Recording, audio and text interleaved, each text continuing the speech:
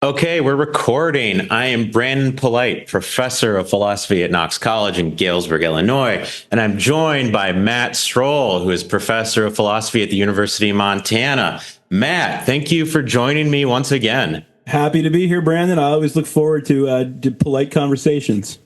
Indeed. So let's get into this. So this time we're talking about your latest book right here, Hard to Watch: How to Fall in Love with Difficult Movies, which came out last year, 2024, from Applause Books.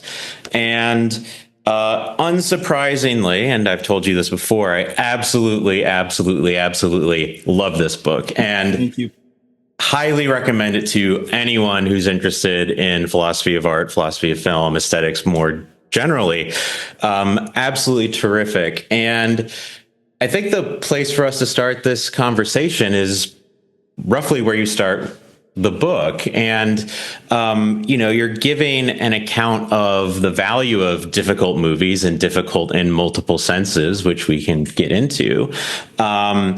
And the place you begin is, given our current, say, media / entertainment environment, which is dominated by the big streaming companies like Netflix and Hulu, Amazon Prime, it seems like, a lot of people are more passive than previously they would have been with respect to their movie watching habits, right? That, the algorithm more or less is helping them to decide largely what they're going to watch next.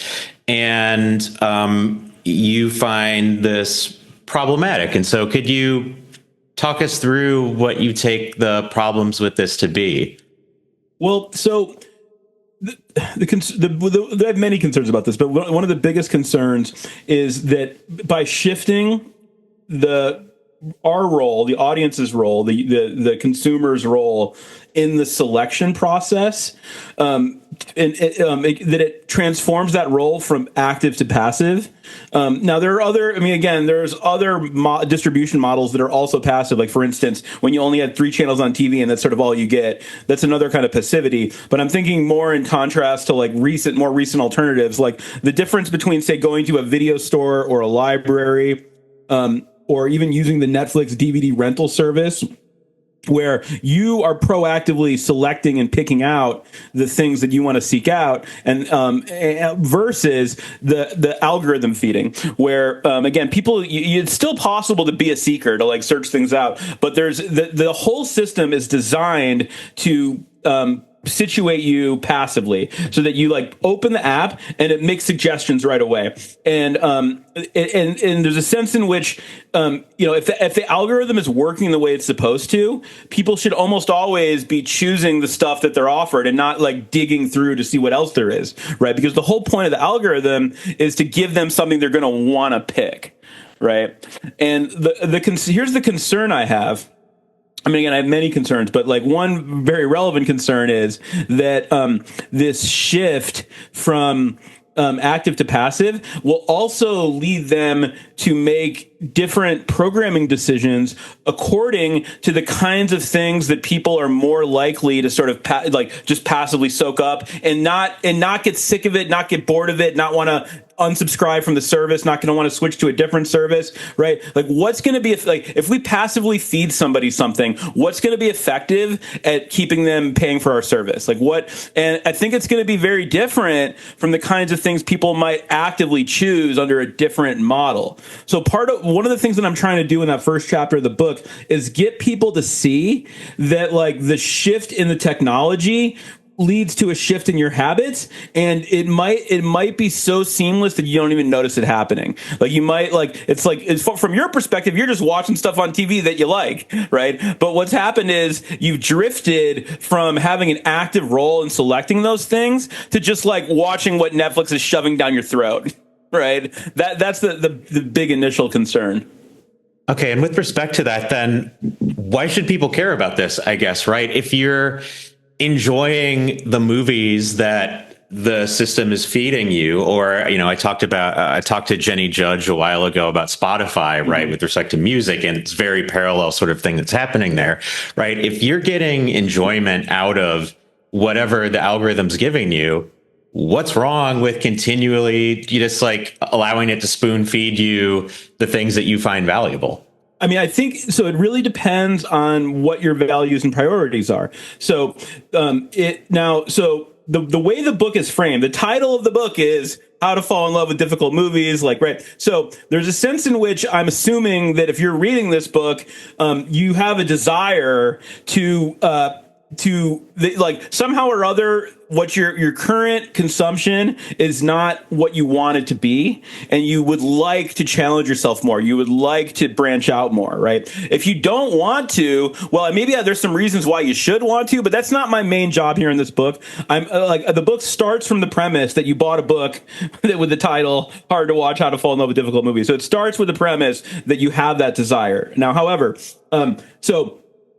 if you don't have that desire, let's say that you're like, no, what Netflix is for is some bullshit to occupy my background attention while I'm like scrolling on my phone at the end of a hard day, or like Netflix is for shutting off my brain and like going into a coma for 2 hours before I go to bed at night. Like, if you make a conscious choice that that's what you think, like what you want to do with that time, what you want your relationship with your media console to be like, well, I'm not here to talk you out of that necessarily, right? Because I do think there are lots and lots of paths to the good life, right? And not all of them involve having like a sophisticated relationship with screen media, with television and movies. There's, you might be somebody where like the important part of your aesthetic life is opera or fountain pens or whatever, and you view TV and movies as a way to waste time when during these slots that you've designated.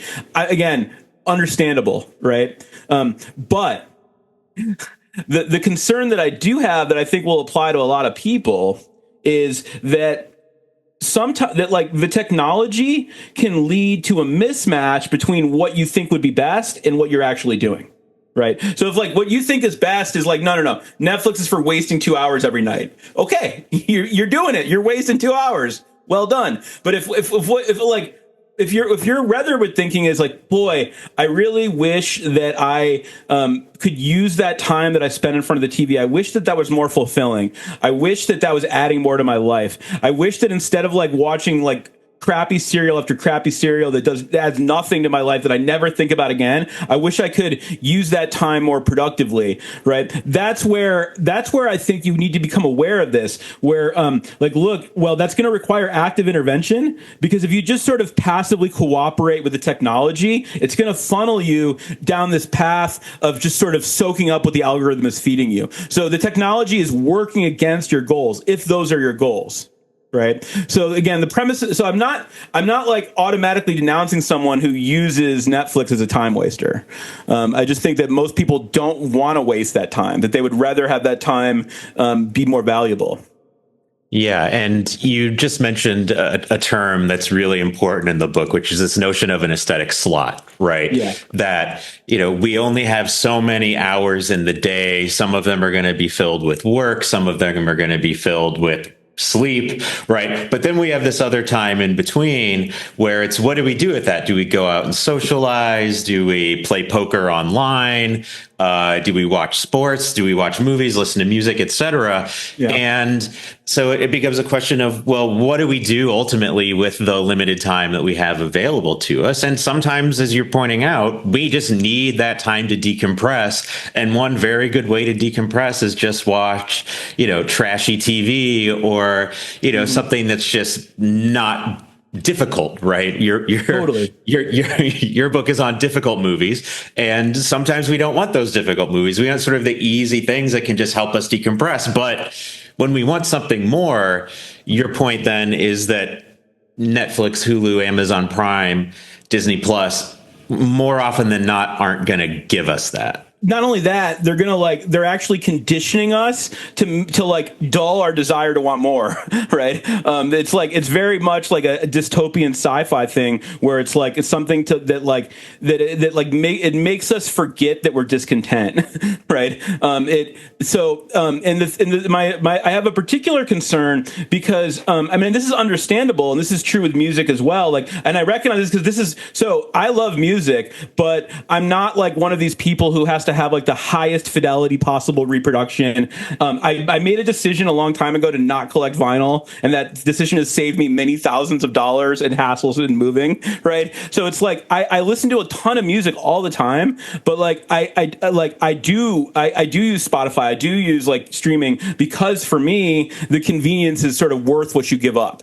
Like I accept that I'm like losing fidelity, that if I were to pull my CDs out of my garage, they would sound better, right? Like I accept all that, but I just don't care, right? In the sense that like I'm getting what I want out of music in my life with my current approach. With movies and so on, right? Like the concern would be that someone who has some further ambition, like they think of themselves as being interested in film, but the thing is that they let the convenience of streaming affect the relationship with the medium in a way that they wouldn't choose if they step back and reflected on it, right? And so it's like, so again, like let's say that with music, I suddenly realized that like so let's say that like let's just say hypothetically that Spotify didn't have any jazz, right? And like I love jazz, but there's lots of other music I like too, and like say Spotify had no jazz, what I might start doing is just listen to what I do like, and then I might realize like years have passed without listening to any jazz, and I might be like, oh, that's terrible. Like and the thing is that for a lot of educated people, like they remember a time when they would like watch foreign language films and they would watch old classic movies and stuff like that. But they might notice that now less and less they're doing those things, and it's because they're opting for the convenience of streaming, and like the streaming business model doesn't profit from like making old movies available or like difficult foreign language films available. It profits from like the kind of thing that people will just passively absorb and not question. It benefits from like making people. So if it can actually dumb down your preferences, then that actually benefits the company, right? Because now they can more easily satisfy those preferences. So the concern I have is then that the convenience people. Let the content of their interests be shaped by the technology, but the reason they're choosing the technology is out of pure convenience, and they don't want it to affect the content of their engagement, right? But it does. Yeah, right. And so the stuff that the streamers are, the movies, TV shows, etc., that the streamers are creating for people, right? There are these things that are easy to absorb and easy to just sort of take on sort of one after the other, like binge watch in, a few nights or whatever, right? And, in the first chapter of the book and throughout the book, you refer to these as, these works of film and TV as they're sticky, right? And could you just briefly explain what you mean by that? Sure, because they need to be. It's not simply that they're sort of easy and low effort. That's not good enough, because like watching grass grow is easy and low effort, right? But that's not gonna have the same kind of like, oh, I'm done with a long day of work and I just need it's what you need is like the TV equivalent of like heroin. Right, that's what they need to be giving you, right? Or like junk food, like something that just fills your brain with endorphins and dopamine, and like doesn't add any stress or any challenge, right? And so it's not enough that it's just easy. It also has to actively grip your attention, right? So, for instance, right, like. I think these things have changed. This stuff evolves over time, but like it was very clear in the early days of streaming what was going on.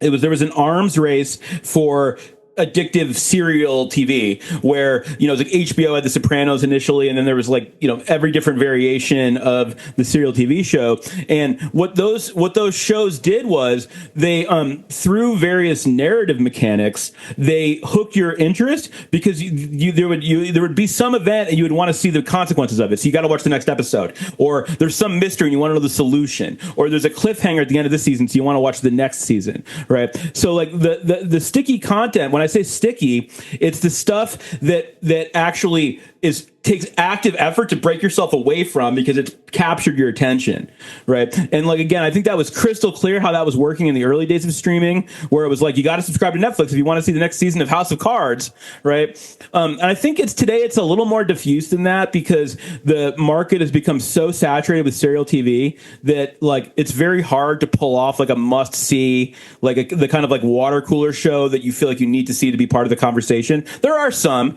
like I don't watch them, so I honestly am kind of out of touch with it. But like, I think like right now Severance is something like that. White Lotus is something like that, right? Again, like, I haven't seen any of these shows, but like they're the kind of thing, at least in my sphere, where enough people are talking about it that you feel like you want to be part of that conversation, and now you're like addicted to the narrative. Right. So it's like the kind of thing. And again, it's like you want to see what's going to happen. You want to see the next season. You want to see the twist. You want to see. Right. And so it keeps you going. But again, of course, although those kinds of elements of a narrative can have aesthetic value, right, it's a very particular kind of aesthetic value. And there's a whole lot of other forms of value that are not amenable to that dynamic. Right. Like, again, like there's a film, for instance, that that is like meditates on the rhythm of daily life, right? The film's like something like Tsai Ming-liang's Days, right? So this is a film that sort of observes in these long protracted scenes, somebody sitting on the porch in the rain, someone feeling lonely. And like, that's the kind of thing that's like, there's not a lot of events, right? You're just sort of observing, and you have to work to pay attention. It's not going to like seize your attention. And like, you're not going to be like, oh my God, I got to find out the ending. The ending is more sitting on the porch, right? So, I mean, there is a couple events in the movie. I don't want to say too much because it's an excellent film if you're interested in seeing it. But like, it's the kind of thing that would never succeed as this kind of streaming fodder, right? Because it's never going to capture your attention and make you want to subscribe to the service in that way. It's something that you have to seek out and proactively pay attention to through effort.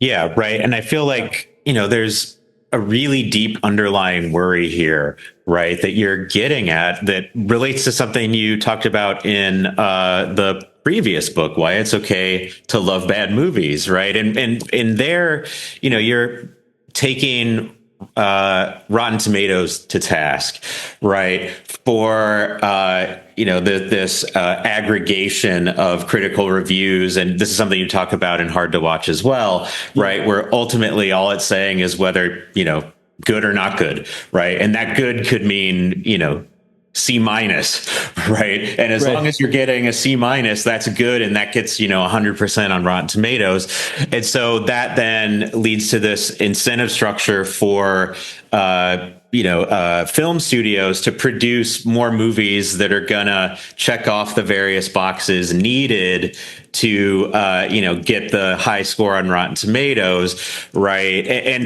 minimizing the downside instead of maximizing the upside. Yes, right. Minimizing the downside instead of maximizing the upside. Absolutely. And something similar is happening with the streaming services, right? That, they're trying to basically what's keeping eyes on the screen for the longest period of time. We're going to use that data that we have, this huge data set that we have, and then we're going to make more content like that. And then we're going to try things out, just to see if they're, able to do this. And so it's, as you said, A, sort of manipulative in that it's sort of manipulating our attention, but B, as a means to maximizing profits, but B, it's also pushing out, other sorts of films from being made, which is akin to like Martin Scorsese's critique of the Marvel Cinematic Universe, which is problematic in all sorts of ways. But I think the thing that he's hitting on that's right is precisely that these sorts of films are preventing other smaller, more intimate, perhaps more interesting or challenging films from getting made. Well, not just getting made, getting distributed, getting like in front of you, becoming an option to consume, right? So I'm going to write an AFB piece shortly about something, but like I've been talking with this director of this film, Marianne, and it's like a very avant-garde film. It's like it's Isabelle Huppert reading the script of the film that you're watching, essentially, on a couch the whole time. But he's had like a heck of a time getting it distributed, right? And it's, the point, it's like that, like, it's like in order to even like what ends up on Criterion Channel, like there are art films that do end up like available to watch, right? But they're like like those are the films that benefited from either some kind of festival hype, right? Like, so the film festivals are like are basically like a market,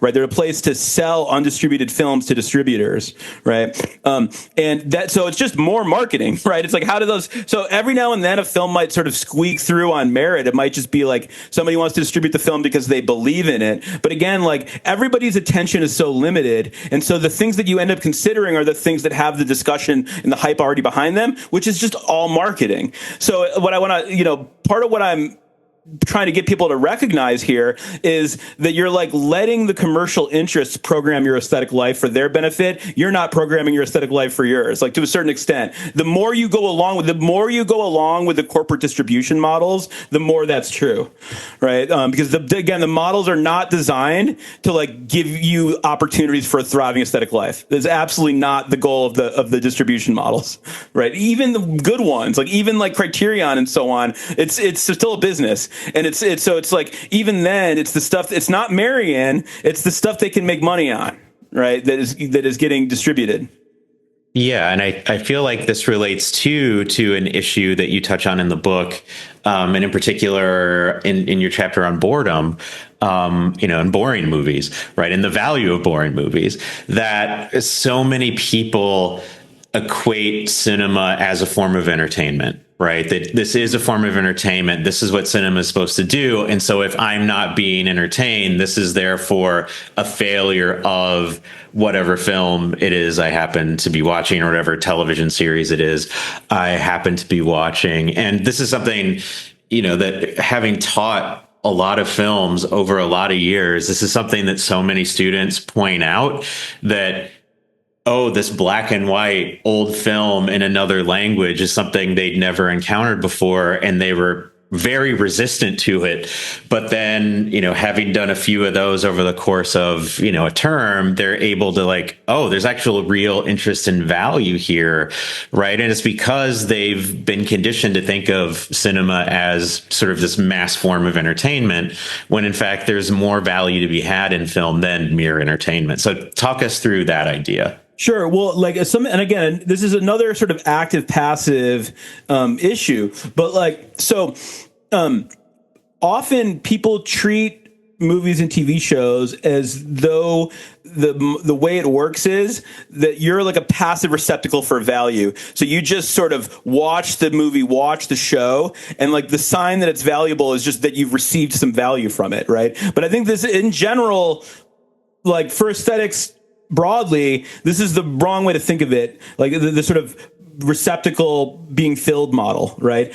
Because I think that what the value is actually inheres in is in your own active ways of engaging with the thing. So that activity might be more or less obvious, because there are cases where you have to think so little that it feels passive, but it is always active, right? You're all like any kind of watching or reading or listening or engaging with art or any aesthetic object is active, right? And again, I think it's your own activities, your own thinking, hearing, listening, watching, right? That's where the value in here. So it's like so if the movie is, my analysis would be saying that like, that's a good movie means that it's capable of supporting valuable activities of engagement. When you think of what it is to be entertained, right? That's closely associated, I think, with the concept of stickiness, right?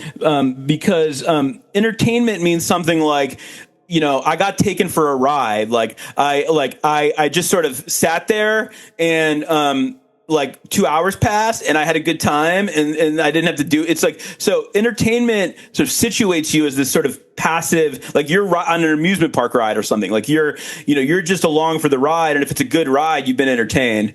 Right. But like what that misses is that like, there are many cases where you're not entertained, but where, there's some value there that could have been accessed if you had taken a more active role, Right.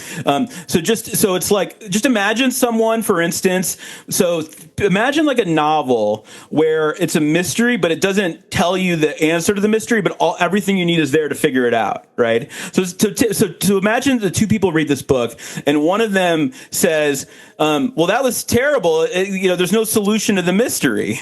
Right. And the other person was like, that was so awesome. It was so engaging to solve that puzzle. Right. And so the idea is that the person who didn't like the book, understandable, but it was their own failure. Right. It was they failed to access the value because they failed to engage with it. And so again, the book is good means it supports these valuable activities of engagement, but you have to do those activities. Right. And sometimes those activities are really easy to do. Other times they're not. But the fact that they're not easy to do doesn't make them any less valuable. Right. So there are many cases where, and I think so when it comes to like pop culture, like movies, TV, especially, right, like we're ingrained, like so many of them, and particularly so many that are going to be fed to you by your streaming device. So many of them are so easy to appreciate that you gain a habit of this passive mode of engagement. Right. And then when you watch a movie that does require more of you, you approach it in that same habitual way and it fails. Like you don't have a good experience, but then you blame the movie. Like that movie sucks. It's boring. But actually it was that you had the wrong approach. Right. It was that you approached it in this way you've been habituated to approach movies and you didn't access the value that was there. It was like the person who didn't try to figure out the mystery when that's the whole point of the book.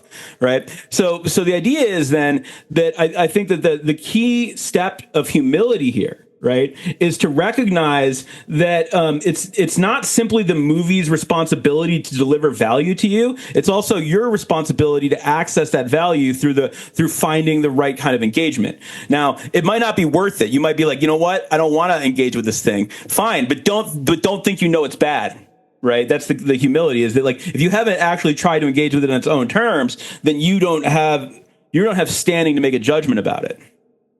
Yeah, right. And so, so many knee-jerk hot take responses on movies, music, etc. And you and I have talked about this before on the series, I think, right? Is just like, meh, it didn't entertain me. I didn't enjoy it. Therefore, it must be bad. Right. And it's this failure of precisely of humility, right? Of recognizing that, no, maybe there's more work for me to do here. Maybe there's a different way of engaging with this that, I've been habituated not to engage, or, I was, putting it into the wrong category to begin with. And therefore, like, I didn't get what was going on. And so, like the first time I saw American Psycho, not realizing it's a comedy, right? Just like, radically, once you sort of recognize, no, this is just a really dark comedy, that radically transforms your relationship with it, and you're able to access value that, viewing it as like a drama, for example, right? It just isn't going to, access that, or, it's not going to be available to you in that way. And then that's a recognition of like my own failure the first time around. But of course, there is that question of, well, there may be value to get there, right? But I only have a limited time and my aesthetic slots are such that, what, I don't want to revisit that. But then, as you pointed out, it's just, then don't make a judgment. Right. Right. Exactly. Don't think that as opposed to saying that thing sucks. Just totally make a judgment. Totally. And it's like when like, and I think this is consequential, because when narratives get spread, when like people start like, oh, that's a boring thing, you're now just reinforcing the system, the commercial system that has shaped you into somebody who's incapable of recognizing these forms of value, right? So it's like, again, the culture is suffering here, right? And I think even like educated, well-meaning people are complicit in that, to the extent that like we sort of just go along with the what the technology is feeding us, and we like don't like nobody it's very, very hard and very unlikely for most people to adopt like a genuinely critical standpoint towards time that you think of as like being spent on entertainment and diversion, right? So it's like you got 2 hours every night to relax in front of the TV or whatever your life is like, and it's like a lot of people are very resistant to the idea that they suck at that. Like it's like screw you. Like if there's anything I know how to do, it's this. Right. So, and that's understandable to me. Right. But that's a cultural thing, right? Like starting to think of that, like those spaces in our life as this kind of like inassailable domain of subjectivity. I think like that is part of what dumbs down the culture. That's part of what leads us to accept that this is normal, right? And when it should not be normal. It should not be the case that like everybody's watching the same stupid freaking HBO show and nobody's challenging themselves. That's not a good culture. And I think that to the extent that we go along with that, we're complicit in sustaining that culture. Yeah, and so good. A part of your book then is precisely challenging that and saying, no, there is value to be had outside of that culture. If you sort of leave the streamers, you think are boring or whatever, yeah. If you leave the streamers behind, there's more. The main streamers behind. I feel like someplace like Tubi, for example, like there's just so much good stuff on there that you're active. There's a feed there, right? That there's algorithm like feeding you stuff, but there's just way more diversity and way more old films, foreign films, crappy 80s action films, etc. And just like finding Tubi like really altered my relationship with streaming media. And, just like I watched Night of the Hunter on there for the first time, like a few weeks ago, and like radically transformed my life in a positive way. And like, when Netflix had the DVD service, you could get Night of the Hunter, but it ain't on there anymore because it's not, popping up in people's algorithms and not everyone's watching it all at once. Right. Right. No. So like although I am in favor of the idea that like people ought to expand their media consumption beyond streaming. So I'm an advocate of physical media. I still I buy 4K UHD discs all the time. I collect physical media there. I don't buy records, but like I understand why people do it. It's just I have to prioritize my own spending. But whatever, maybe records, discs, also patronizing libraries, and also frankly piracy. Right? There's a sense. I think I don't think you should pirate things that are available for purchase. But frankly, if you want to see let's say classic Brazilian films from the 1960s, you're going to have to pirate them, right? And like at the end of there's a sense in which like a lot of that stuff's not even illegal. There's no rights holder. There's no one trying to make money off it. There's no ethical quandary, right? It just becomes like a distribution method. And I've heard filmmakers say like Abel Ferrara. So Abel Ferrara is, I think, one of the great American filmmakers of our time. But like after a certain point, he only made films in Europe, and most of those films did not immediately get distribution in the U.S. And he came out and said, "You want to see my films? You're going to have to pirate them." And he's like, "It's fine by me," right? Because that's my distributor. So I do think that there's a place for ethical piracy as well. And I don't like come out and say that in the book, but like I do. Obviously there are unethical ways to pirate. Like if you're like just a leech on the system and you're not spending money, then it's a problem. But like I think that if you are doing it ethically, if you're pirating things that don't have distribution, that otherwise like it can be quite ethical, right? And indeed, I think there's something wrong. Like I actually think I'm more worried about someone who never watches any 20th century Latin American movies because they're not on streaming than I am about somebody who is curious and pirates them. I'm way more worried about the person who's complicit than I am with the person who pirates these otherwise unavailable movies. Yeah. Cool. Yeah. And so one thing I feel like that's related to this is sort of going a bit back to what the content the streamers are producing, right? Is these sort of sticky, easy to absorb, passively films, television shows, right? There's some sense in which they're bad, right? Yeah. And you wrote a book on why it's okay to love bad movies, and yet, in your view, these sorts of movies are bad in the wrong way versus,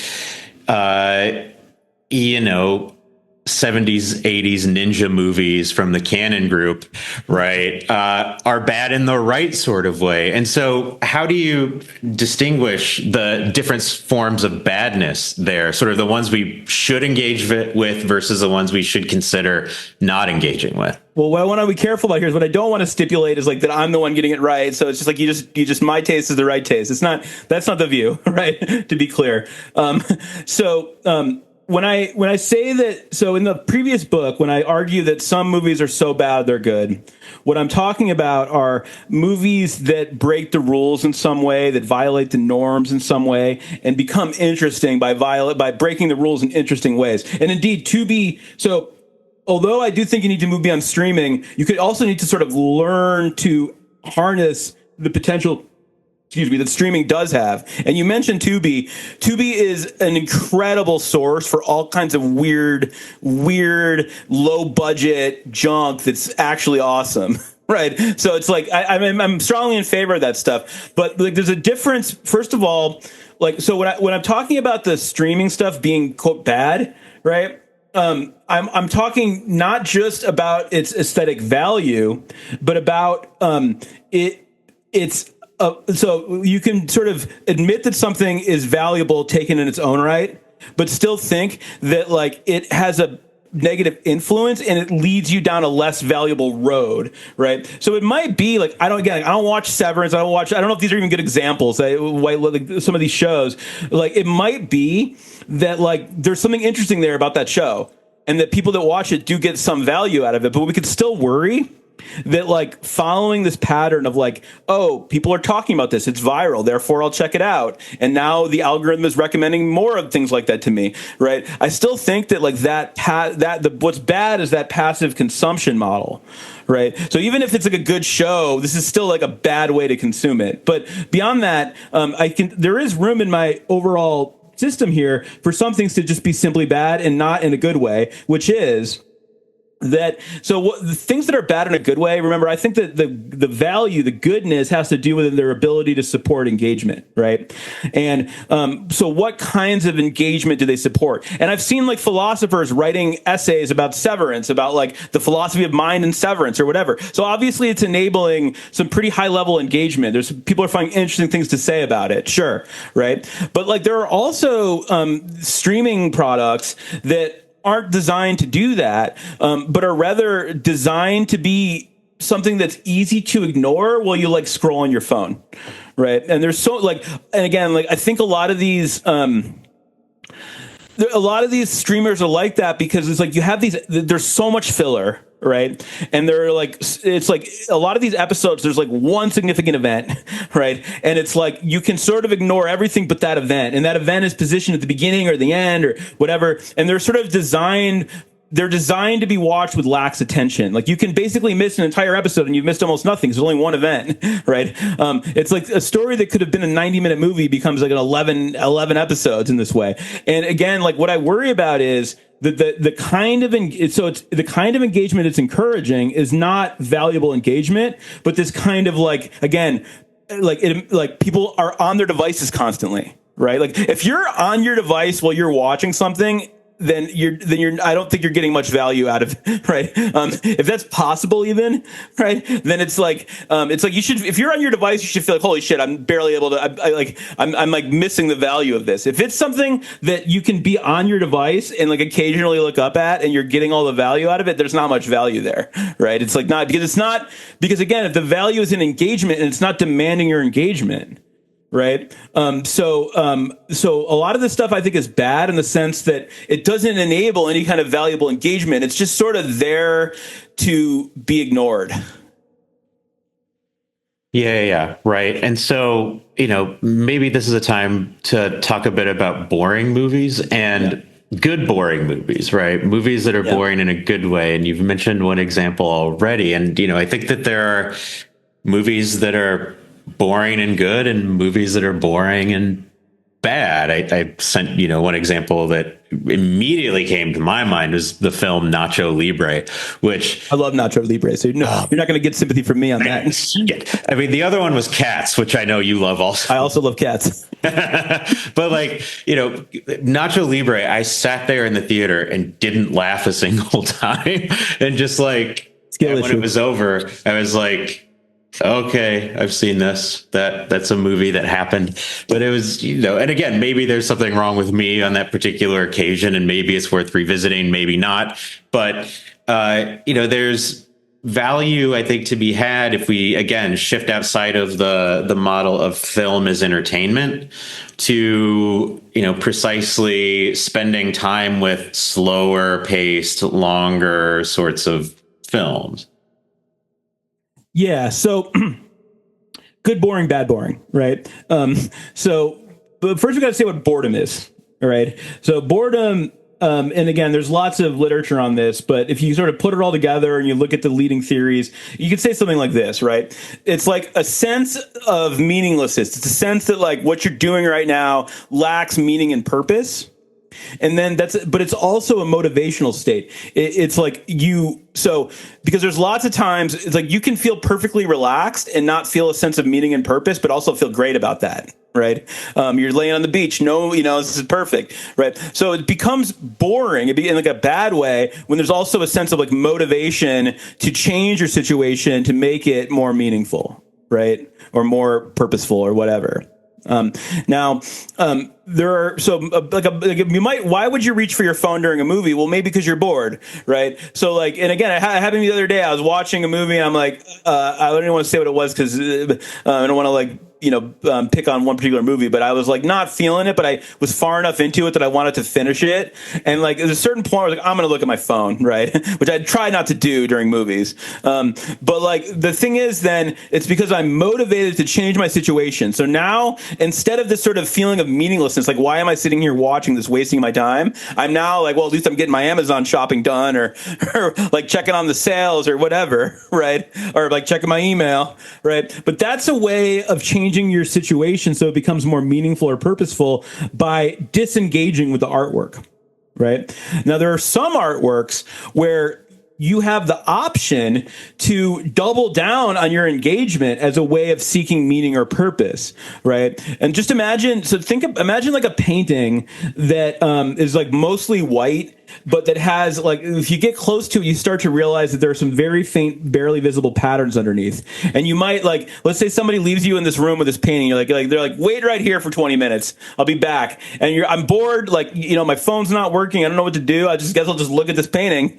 And, now you could be very bored by the painting. You're like, this is stupid. This is just white. But then you start to notice the patterns and like, the more active energy you put into like tracing, well, what are these patterns and what do they represent? Or, like maybe you start to count them or you identify shapes or who knows. But the point is that you like find some way of becoming active and now you're not bored.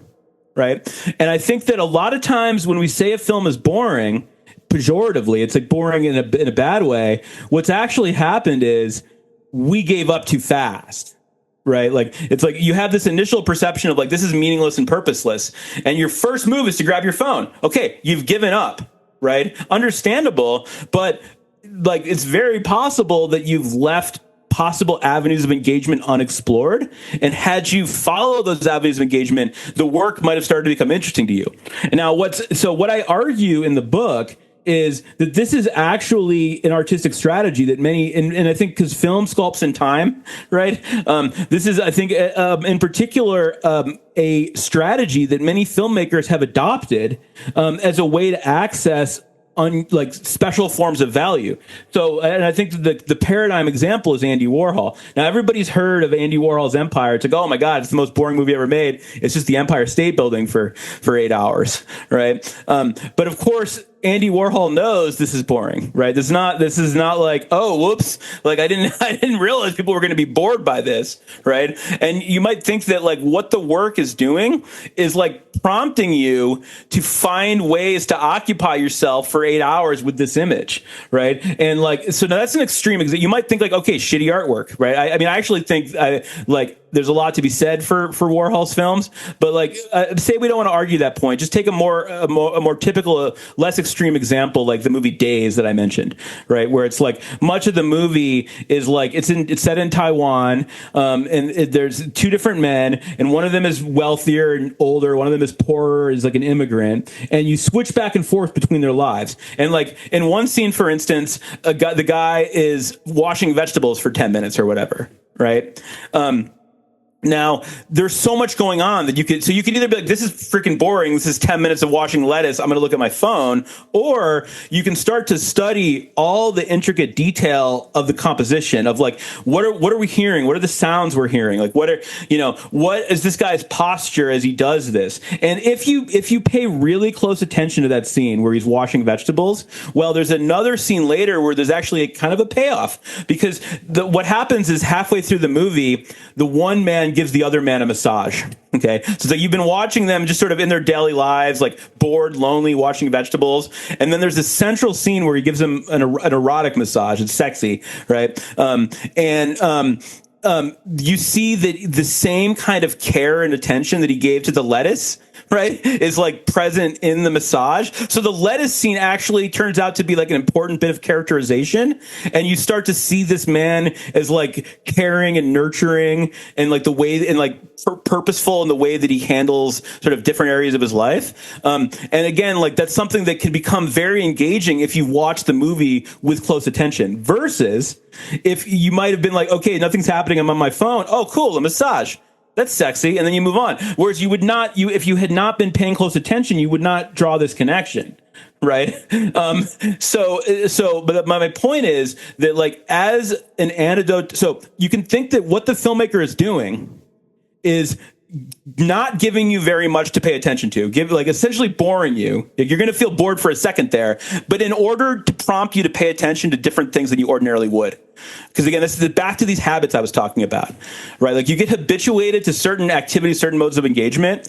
And what this movie Days asks you to do is watch it differently. Don't watch for plot events. Don't watch for payoff. Instead, focus on sounds, focus on textures, focus on posture, focus on what's revealed about someone's character by the way they move or the way they take care of vegetables or whatever, right? And again, that's not something that comes naturally to most people. And that's why the film is so interesting, because it you have to learn how to watch it as you're watching it, right? And again, like maybe that's not your cup of tea, but don't think the film is bad.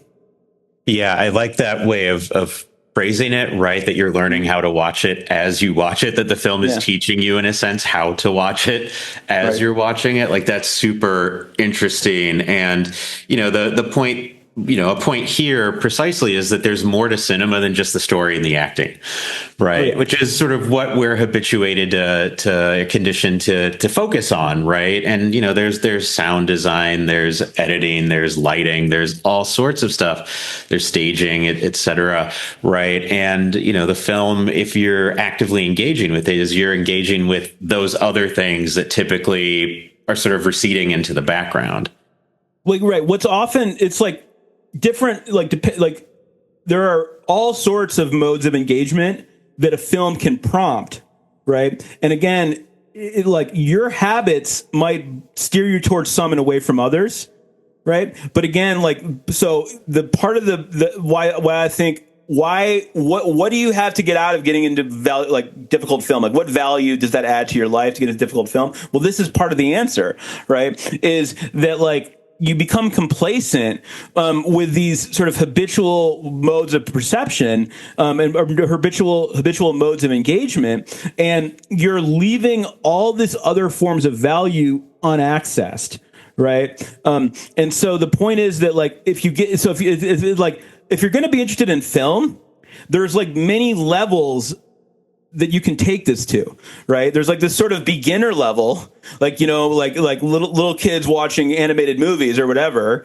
And maybe the adult analog of that, right, is that like you can like watch an exciting action movie and be excited by it, or you can like the like stuff that is like sort of spoon feeding you a reaction. You're capable of receiving that, but then you might balk at anything that requires your own active contribution. And the point is just that like look like I'm not saying you should step up your game, but if you want to step up your game, this is what you should do, Right. So again, like I accept that, like, look, you might be more into music. You might not be into movies. Fine. But if you want to get into movies, then this is like, I think the way to escalate your relationship with movies, right, is to start breaking out of those narrow habitual modes of engagement and learning how to engage with film as the diverse medium that it is. Yeah, right. And related to that, in the last chapter of the book, which I absolutely love, is, you discuss how one way to help break us out of the more passive form of engagement is to basically have projects, like film viewing projects, right? That, and they could be larger or smaller, right? I'm going to watch the entire filmography of Clint Eastwood, right? Which is hundreds of movies, right? Versus something smaller, like I'm going to watch every Hitchcock movie that's on Tubi right now, right? Which maybe there's half dozen to a dozen, right? And that's something you could do over the course of a couple weeks to a month, right? Is every night or two you watch a movie of Hitchcock on Tubi and boom, you've done it, right? And so, in a sense, and I honestly can't recall if you discuss it in this way, you're sort of gamifying your engagement with film in, I think, a non-problematic way, right? Where it's, you're setting the goal, namely watch every Hitchcock film on Tubi,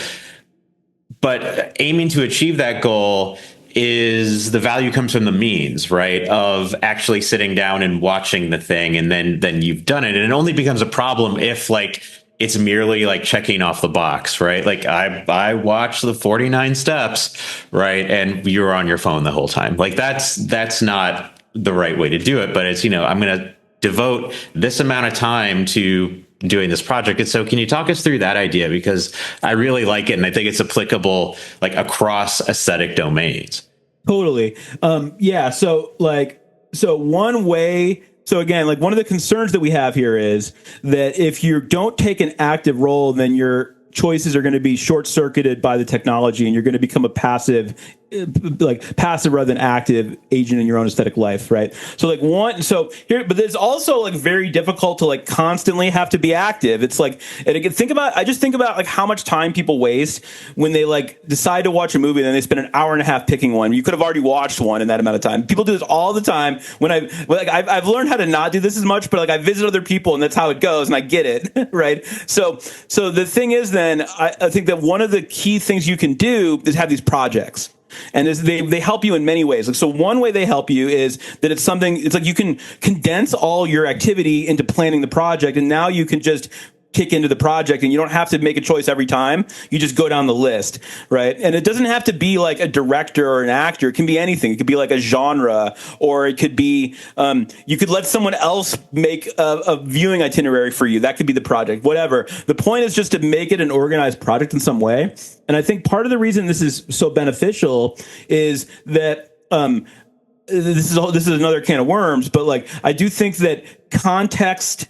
So engaging with works in a broader context is generally going to enhance your engagement. So like, for instance, the difference between listening to like one symphony of Beethoven's versus like reading about a biography of Beethoven and his whole career and understanding where that symphony falls in his career and so on.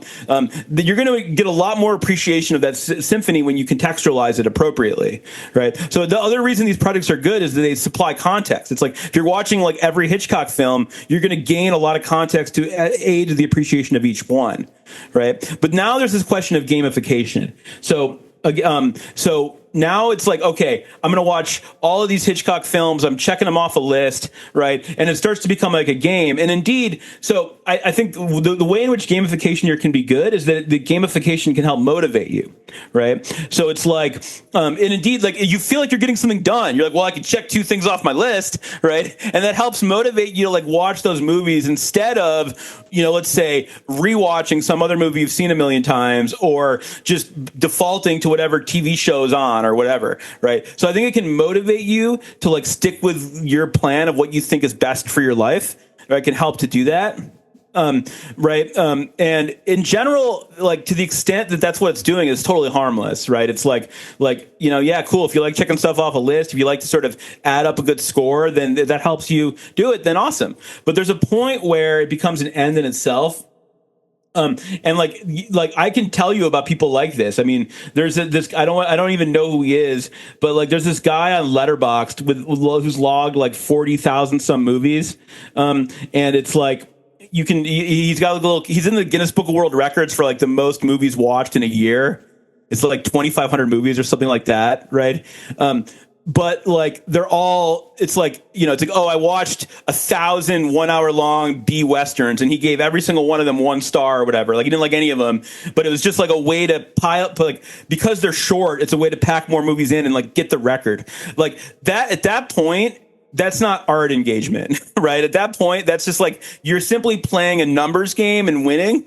Right. But also it's like when you start to like when you start to like read this guy's reviews and like what he has to say, it's like, man, this is like the dullest person on earth. Like, it's like, okay, you can watch 40,000 movies and have nothing interesting to say about any of them, I guess. Right. So it's like, you're obviously like, I don't think of that person as like a model of like that we should try to emulate. Right. And again, it's like, this is the person who is watching movies in order to watch a higher number of movies. It's a terrible reason, but that's like the extreme that gamification can lead you to. Right. And so I think this is a global thing. This is challenging with social media, where like we have to worry, like, am I using social media for my ends, or am I playing a game of trying to get likes? And likes are just like the stupidest freaking currency in the world. Right. It's like if you care about how many likes you're getting, you've fallen for something. Right. Now, you might care because you're getting paid a certain amount of money proportionate to the likes you're getting. At that point, it's like now we're getting into monetization, which is another level. But if you're simply just like getting off on likes, if that's just like, then you have fallen for the marketing. You are a profit. You're in the profit column for that social media company, right? And again, like film might be like this. Like we might get like this. People, again, like that guy is like this, right? So I think that the key here, as with anything, is like checking in with yourself, like having like as a kind of part of your routine, reevaluating your relationship with technology, right? Like, is this app? Is it good for my life or is it bad for my life? Am I wasting my time or am I using my time well? And like when I'm watching movies, like, am I just watching them to increase my score, or is this in line with my goals? Right. So it's like there's 2 things you need to do then, I think. One is have these reflective episodes where you step back and you consider, like, what would be best and am I doing it? Right. And then there's the matter of carrying that out. And in order to carry that out, you have to sort of outsmart all the commercial forces that are trying to hijack your attention. Right. And so gamification can be on your side if it's helping you. It's like, oh, I want to check another movie with my Hitchcock list instead of watching what Netflix wants me to watch. That's good. But if gamification becomes like you're playing the game that the corporation is setting out for you, it's probably not in your best interest. Yeah, right. And you've just described my current relationship with Duolingo, which is precisely which is a gamified system, a gamified learning app. And it's like, I've come to the realization that I'm just wasting my time on this thing. Like, my learning of German is not helping me in my life in any way. And I need to like break my addiction to this app. Totally. It's a perfect example. Yeah. And instead of, wasting that time learning German, I could be watching cool movies and stuff, or you could be learning German. Yeah. In German, right? Yeah. I'll do a deep dive on Fritz Lang's catalog, right? Like, yeah. Awesome. So I think we'll leave it there. So the book, awesome. Once again, hard to watch. Yeah, thank you. Strohl. It's not hard to read, baby. Sorry. Hopefully it's fun. Hopefully it's a fun read. It's a super fun read. It's a trade book, by the way. It is some philosophy in there, but that is a true blue trade book. So, it should be I would like to think that it's a nice gift for anybody who likes movies, and they don't have to be an academic or interested in philosophy. It absolutely is. And I'm a generally slow reader, and I read this very quickly just because it was so clearly written and so engaging and rich with examples and philosophical thought. So Matt, thank you so much. This was awesome. Thanks. Always a pleasure.